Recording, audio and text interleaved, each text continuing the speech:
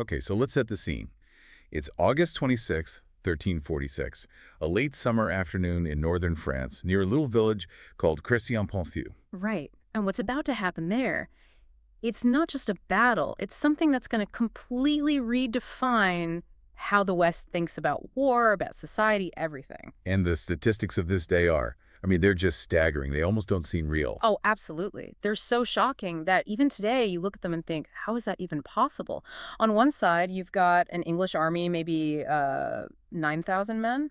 And they're exhausted. They've been on the march for weeks. They're low on supply. Exactly. And they're facing, well, the estimates are somewhere between 30,000 and 35,000 men. This was probably the biggest, most powerful army assembled in Europe for generations. That's a 3-to-1 disadvantage just in numbers, but it was way more than that, wasn't it? The power imbalance was huge. It was immense. The French army, led by their king, Philip VI, was described as the flower of European nobility. We're talking 12,000 heavy cavalry. These are the tanks of the medieval world, armored head to toe, riding these massive war horses. The champions of warfare for, 500 years at this point? For 5 centuries, yes.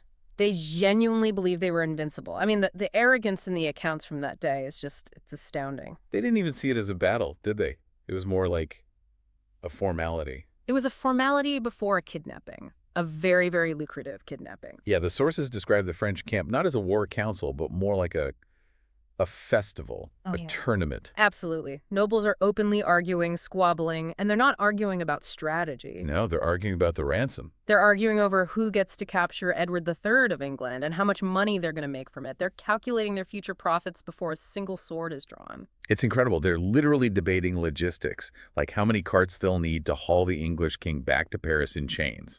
In their minds, victory wasn't just likely, it was assured. The idea that an armored knight could lose to a bunch of common foot soldiers. It just wasn't possible. It was a social and military impossibility. But then, 4 hours later, reality hits, and it hits hard. Brutally.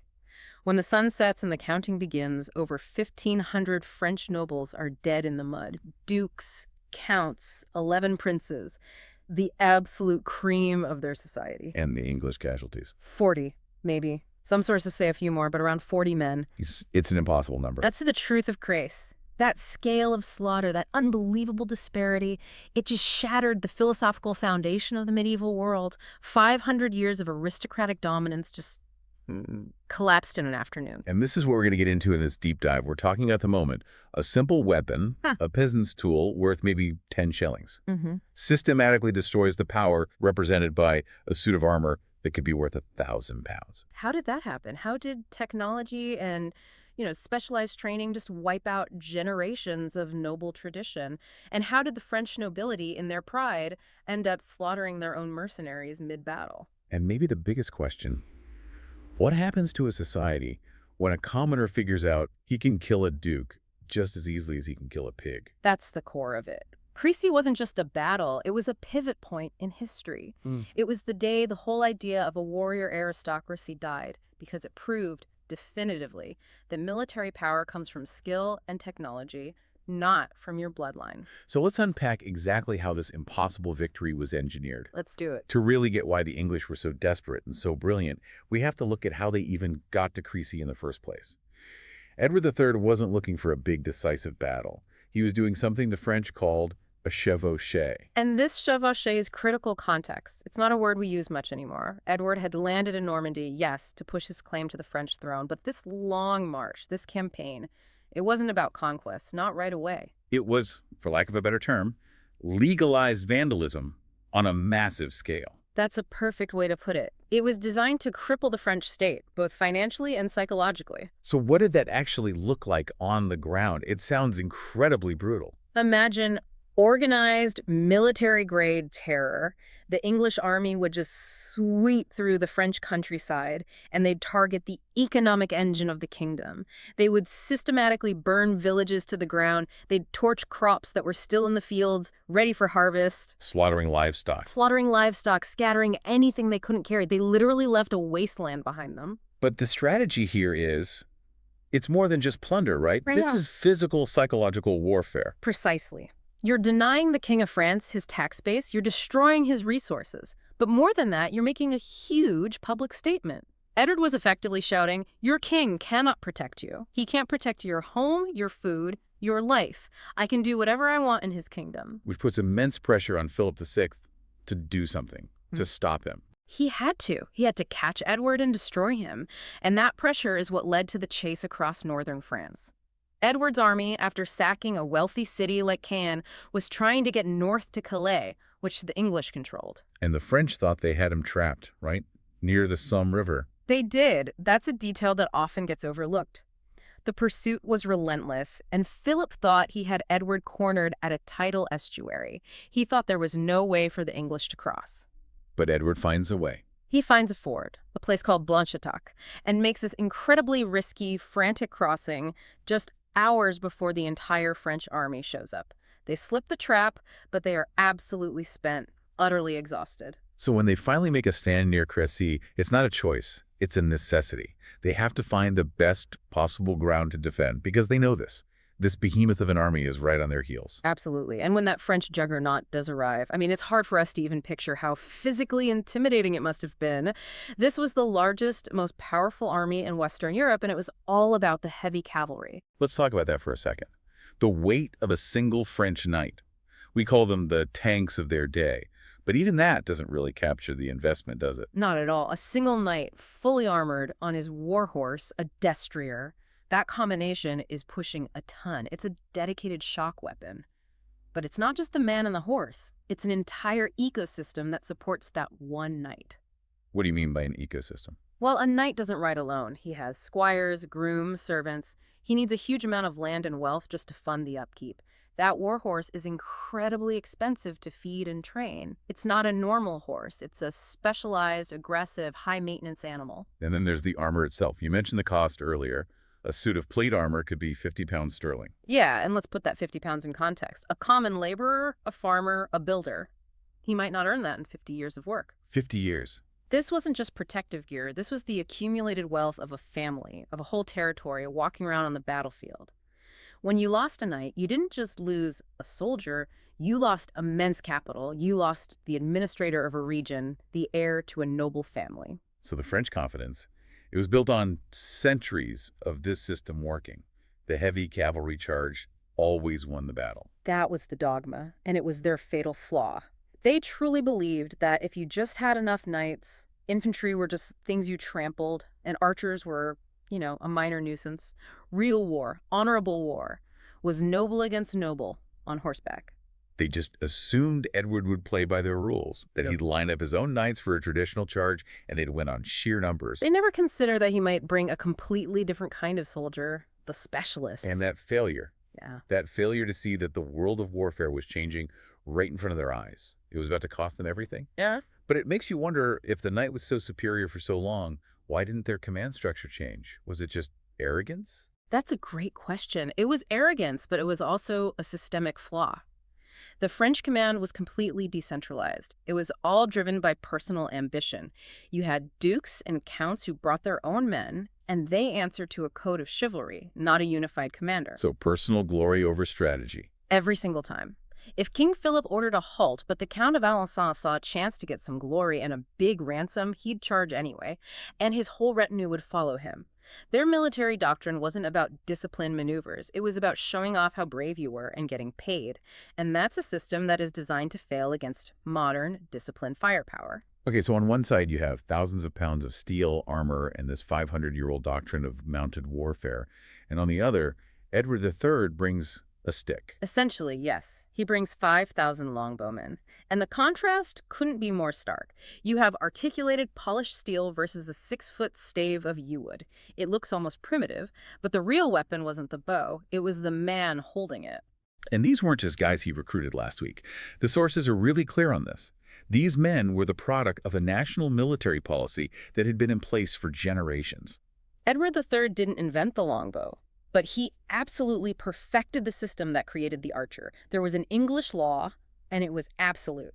Every man had to practice with the longbow every single Sunday after church. And other sports were actually illegal, Right. right, if you could be practicing archery instead. Exactly. This wasn't a hobby. It was a state-mandated national defense policy, a lifetime commitment. So we're talking about a lifetime of this one single repetitive motion. What does that do to a person's body? It fundamentally changes it. It warps it. And this is one of the most incredible pieces of evidence we have. When archaeologists find mass graves from this period, they can identify the archers just from their skeletons. Really? How? What are the signs? Well, the draw weight of these bows was immense. We're talking 150, maybe even 180 pounds of resistance. Pulling that back thousands and thousands of times a year creates this massive asymmetrical strain on the body. So their skeletons are literally lopsided. They are. We find skeletons where the left arm, the one holding the bow, is inches longer than the right. Inches. Inches longer, yes. Because decades of that constant resistance and pressure actually altered the way the bones and joints grew. And you see it in the shoulders, too. The shoulder blade on the drawing arm side is way more developed, and often the spine itself is curved, slightly rotated to compensate for that constant twisting force. Wow. So their bodies became the weapon. They were biological machines, perfectly adapted for one purpose, and when you combine that physical transformation with the performance of the bow, it's just devastating. Let's talk about the physics of it. That 150-pound draw weight means incredible power. Incredible kinetic energy. These weren't just arrows. They were small, high-velocity projectiles. They could punch through mail armor, and more importantly, they could find the weak spots in plate armor, the joints, the visor slits, especially at closer ranges. But the real game changer was the rate of fire, especially compared to what the French were using. The crossbow, that's the key difference. The Genoese mercenaries the French hired used crossbows, and crossbows are powerful, sometimes even more powerful than a longbow. But they are slow. How slow are we talking? Well, you need a mechanical crank or a stirrup to pull the string back, so a really well-trained crossbowman, he might get off 2, maybe 3 shots a minute. 4 if he's really pushing it. A longbow. A practiced longbowman could loose 12 arrows a minute, 1 every 5 seconds. So that's a 4-to-1 advantage in volume of fire. At least. It means the English could just flood the air with arrows. They could create a mathematical wall of death. And with that range hitting targets accurately at 250 yards, they could control the entire engagement. They could inflict terror and casualties long before the French cavalry even got close. But if these men were so essential, these walking weapons, platforms, were they actually respected by the English nobility? Or were they still just, commoners? That's a really important question. They were both essential and, in a way, despised. The English nobles absolutely relied on them to win battles, but at the end of the day, the archers were commoners. Many were Welsh. They were from the lower rungs of society. They weren't part of the chivalric code? Not at all. They weren't fighting for honor or glory. They were fighting for wages or sometimes to get out of a criminal sentence. So the nobility respected their skill, but they did not respect their station. And that distinction is what allowed the archers to completely ignore the rules of war later on, which proved so deadly for the French at Crécy. So Edward III has this impossible situation. He's outnumbered 3-to-1 by the most feared cavalry in the world. He knows a straight-up fight is suicide. Right, so he stops thinking like a medieval king and starts thinking like an engineer. He treats the battlefield, Crécy, as an engineering problem to be solved. And his first solution is just shocking. By the standards of the day, it was almost an act of treason against his own class. It was revolutionary. He orders his own knights, the highest nobles in his army, to get off their horses, to dismount and fight on foot, shoulder to shoulder with the common soldiers. That must have been seen as an incredible insult. It was obscene. It was a complete abandonment of 500 years of tradition. A knight's entire identity was tied to being a mounted warrior. To fight on foot next to a peasant, it was unthinkable. He was basically telling his own aristocracy, your entire way of life is now militarily obsolete. And he made them swallow that bitter pill, because he knew that dismounted knights packed together with infantry would create an anchor for his battle line, a wall that couldn't be easily broken or panicked. For him, survival was more important than pride. So they set up on a slight ridge in 3 main divisions. But it's how he placed the archers that was the real stroke of genius. He placed them in these big open V shapes or wedges on the flanks of the men-at-arms, and this formation was geometrically perfect. It created overlapping fields of fire. Meaning you couldn't charge one group of knights without getting hit from the side by another group of archers. Exactly. A French knight charging straight ahead would suddenly find himself being shot at from his front, his left, and his right, all at the same time. There is no safe approach. And then they started preparing the ground itself. They turned the battlefield into a death trap. A customized killing field. They spent the night digging, they dug pits, they dug trenches, but the most important thing they did was plant stakes. Sharpened wooden stakes. Thousands of them. Heavy, foot-long stakes, driven into the ground at an angle pointing towards the French. They were specifically placed to gut and impale a charging horse. They were basically creating a medieval minefield. They're taking away the cavalry's greatest weapon, momentum. Precisely. Edward made sure that when the French charge finally came, it would arrive tired, disorganized, and would run straight into a wall of wood and death before it ever reached his men. And this quiet, methodical engineering approach is just in such stark contrast to what was happening in the French camp. Oh, the night before the battle tells you everything you need to know about the two armies. The English camp was eerily quiet. Edward made sure his men were fed, rested. He gave them meat and ale, and crucially, the archers were doing maintenance. Right, they were rubbing beeswax into their bowstrings. Beeswax and fat. They were waterproofing them, protecting them against the dew, against rain. They were preparing for every possibility. Meanwhile, the French army is just stumbling into camp. Staggering in after a brutal 20-mile forced march, they're exhausted, they're hungry. And the camp is just chaos.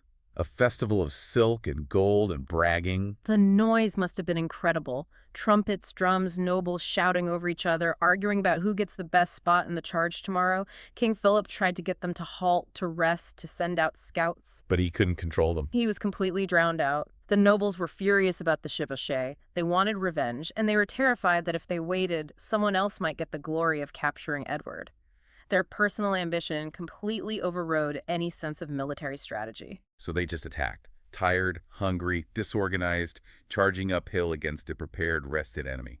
At 4 o'clock in the afternoon, it was a recipe for absolute disaster. You know, it's interesting. We think of chivalry as this unifying code, but here it seems like it was actually a deeply divisive thing. It was this selfish pursuit of individual glory. That's a perfect way to reframe it. By 1346, chivalry wasn't a military doctrine anymore. It was an internal code of conduct for nobles that prized individual, reckless courage over disciplined, collective action.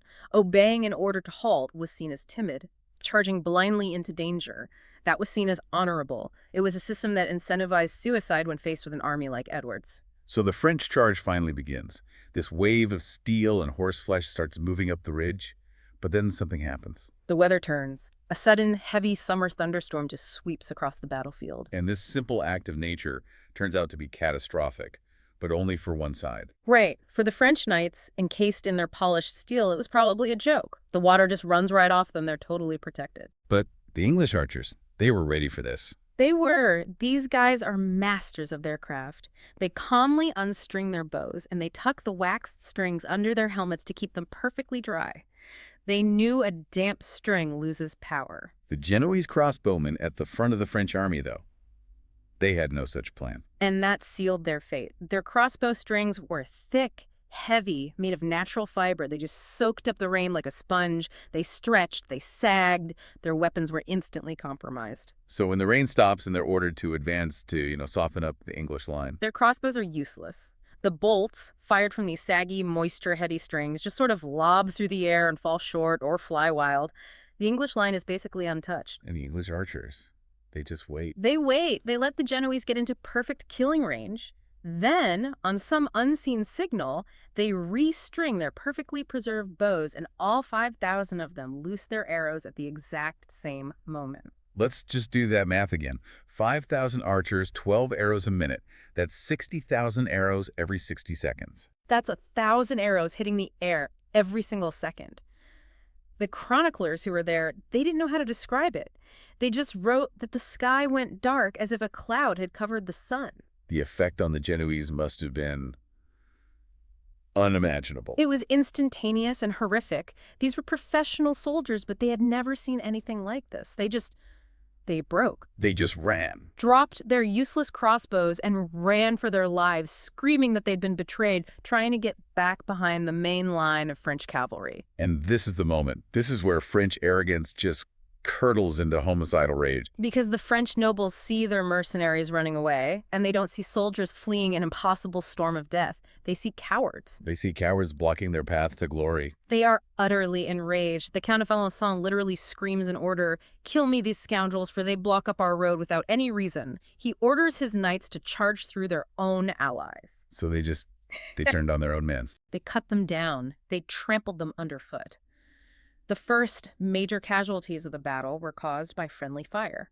The French probably killed more of their own Genoese mercenaries than the total number of men the English lost the entire day. That's just an organizational meltdown of epic proportions. And it completely shatters their battle formation. The neat, compact charge they needed is now a chaotic mess of men trampling their own allies, trying to get through mud and corpses. And then they hit the stakes. The killing field activates. Absolutely. The horses, they can't see the stakes hidden in the mud and the grass. They just impale themselves. The accounts talk about the screaming of the horses. An armored war horse goes down and throws its rider, and suddenly you're a one-ton man and armor combination stuck in the mud, unable to get up. A completely helpless target. And the English archers, being the masters they are, they just shift their aim. They stop aiming for the armor and start aiming for the horses. Exactly. The biggest, softest, most valuable target on the field. You take down the horse, you neutralize the knight, and once he's on his feet, struggling in the mud, he's slow, he's clumsy, and the archers can pick him off by aiming for the weak spots, the visor, the armpits, the groin. And this just keeps happening, over and over again, all afternoon. For hours. The French launched 17 separate, uncoordinated charges. Different groups of nobles, all trying to be the one to break the English line, all charging into the same meat grinder. It's a complete failure to learn from what's happening right in front of them. It's a refusal to learn, and this is where that class-based warfare really shows up. The English archers have no interest in the chivalric code of ransom. A noble isn't a payday to them, he's a threat. So they shoot for the face. They kill these men instantly. Which is just destroying incredible amounts of wealth from the French perspective. Absolutely. The slaughter continues until, at one point, the English run into a crisis. They're out of arrows. They've shot everything they have. And what happens next is maybe the most symbolic moment of the whole battle. The archers and the dismounted English soldiers grab whatever's at hand, knives, mallets, and the very stakes they'd planted in the ground. And you have these accounts of common English peasants literally clubbing French dukes in full-plate armor to death with sticks. The symbolism is just. It's grotesque and it's perfect. A man wearing the equivalent of a mansion's worth of military technology, killed by a commoner with a piece of wood. It proved that the armor, the symbol of their power, was useless. And even King Philip himself gets caught up in it. He does. He charges in with one of the last desperate waves. His horse is shot out from under him. An arrow tears through his jaw. He's bleeding badly and has to be physically dragged off the battlefield by his guards. And they lose the oriflamme. The sacred battle banner of France. It's lost in the mud. The king is wounded, defeated, and utterly shamed. The battle is over. So dawn breaks the next day, August 27th, and the true scale of what happened becomes clear. And it must have been shocking, even for the English who won. It was a massacre. We're talking over 1,500 high-ranking nobles confirmed dead. The Duke of Lorraine, the Count of Alençon, almost every major noble house in France lost someone important. It was like an entire generation of their leadership was just erased. And you put that next to the English losses, around 40 men. The numbers just don't compute unless you accept that one system of warfare had just been proven completely superior to another. And the economic fallout was just as bad as the human cost. Think about it. The whole system of medieval war was built on ransom. You capture nobles, you get rich, but the English archers just threw that rule book out the window. Right. To an archer, a struggling duke wasn't a payday. He was just another target. So they killed him. And in doing so, they fundamentally devalued the entire noble class. For 500 years, nobility meant military superiority. It was their whole justification. And Chrissy proved that a Welsh peasant with a yew stick and a lifetime of practice was actually militarily superior to a duke. It proved that military power came from technology, training, and tactics, not your bloodline. And that's a terrifying thought if you're an aristocrat. It undermines the entire feudal system. I mean, if commoners can destroy you on the battlefield, what justifies your right to rule them, your right to tax them, your entire place in the world? It's a profound crisis of identity and legitimacy. the central pillar holding up their society, the idea that the nobility were the protectors of the realm, just crumbled, and France was thrown into chaos. Because these weren't just soldiers who died. They were governors, administrators. They were the government, they were the tax collectors, the judges, the landowners. Yeah. When they all died at once, huge regions of France just saw their local governance collapse overnight. It created a massive power vacuum that took decades to fix. And the scene on the battlefield the next morning, Mhm. it's just this grotesque illustration of this social reversal. Oh, the looters, the local peasants, the very people these nobles would have despised, swarmed the field, stripping the bodies. They took the fine clothes, the jewelry, and most importantly, the armor. A peasant could find more wealth on one dead duke than he'd see in 10 lifetimes. And the armor itself, that ultimate symbol of failed power, was just melted down, sold for scrap metal. It's the ultimate insult. And then there's that story about the crows. It's an unforgettable image. The crows had feasted on so much noble flesh that they were too heavy to fly. They were just waddling around between the corpses. Bloated and immobile. It's such a perfect, grotesque metaphor for an overfed, self-important ruling class finally collapsing under its own weight. The French, of course, they had to adapt eventually, but it took them a surprisingly long time. They were very slow learners. Eventually, yes, they were forced to copy the English. They created their own corps of archers. They started making their own knights fight on foot. But it took another disaster to really drive the lesson home. The Battle of Poitiers, 10 years later. 10 years later, they made almost the exact same mistake. Charged an entrenched English position, and this time they lost their king, John II, who was captured and held for a massive ransom. It's like they just couldn't shake that deep-seated belief in the power of the charge. But Crécy, and then Poitiers, became the textbook case studies. This is where modern military science really begins. The idea that disciplined, concentrated missile fire from a defensive position will beat a glorious aristocratic charge every time. And to cap it all off, we have the story of King John of Bohemia, which feels like the perfect tragic symbol for the death of that whole era. It really is. John of Luxembourg was an old man, and he was an ally of the French. And critically, he was completely blind. A blind king at a battle. And when he hears that the fighting is at its fiercest, he insists. He demands to be led into the heart of it. He wants to charge a wall of arrows. Yeah. Blind. Yes, he has his men tie their horses' bridles to his so they're all linked together in a chain. And they charge. He just rides into the storm, swinging his sword blindly until he and all his men are killed. He chose honor over survival. He chose the perfect chivalric death over the reality of the New World. His story becomes this legend, but it's the legend of a dying ideal. He was a hero in the old sense of the word, but his heroism was completely useless against the simple mathematics of organized firepower. Crécy proved that blind courage just gets you killed. The age of romance and warfare was over. It was over. So when you really boil it down, Crécy wasn't a battle that was won by better men, it was won by a better system. Exactly. It was preparation. It was logistics. It was technology. It was the math of the rate of fire and the geometry of a defensive formation that defeated centuries of tradition and inherited courage. And the shockwaves from that day went so far beyond just the battlefield. It really did change the social contract in Europe. The idea that a 10-shilling weapon in the hand of a commoner could dismantle the power structure built on 1,000-pound armor. That's the beginning of the end of the feudal world. It is. But, there's one final fascinating irony to the longbow story. What's that? The longbow was the weapon that killed the armored knight and the age of chivalry. But its own time at the top was surprisingly short. Why is that? Because it demanded that lifetime of specialization. It required those deformed skeletons, that constant state-mandated practice. You couldn't mass-produce a master longbowman. It was incredibly hard to replace your losses. And as we always see in history, the complex technology that takes a lifetime to master is always eventually replaced by the simple technology that takes a night to learn. the gunpowder. Gunpowder. Within a century, the arquebus starts showing up on battlefields, and you can teach any peasant how to load and fire an arquebus in an afternoon. All that physical sacrifice, all that skill of the longbowman suddenly becomes obsolete.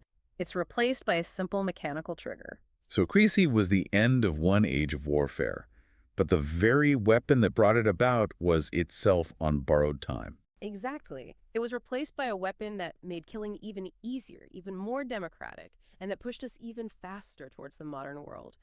It's just a powerful reminder that military revolutions never stop, and yesterday's ultimate weapon is always tomorrow's museum piece.